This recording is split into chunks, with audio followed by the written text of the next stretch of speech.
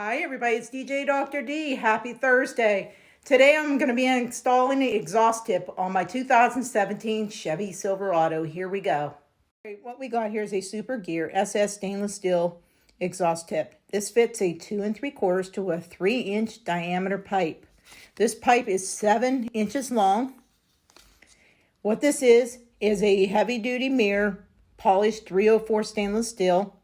This has got the super strong mounting system on the bottom here.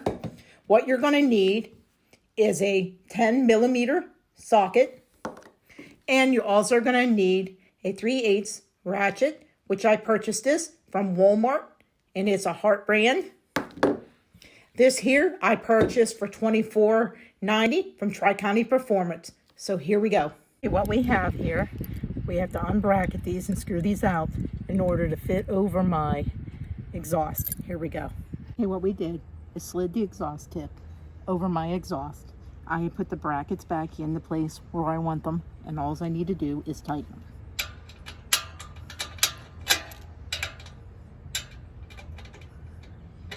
Tighten them like that.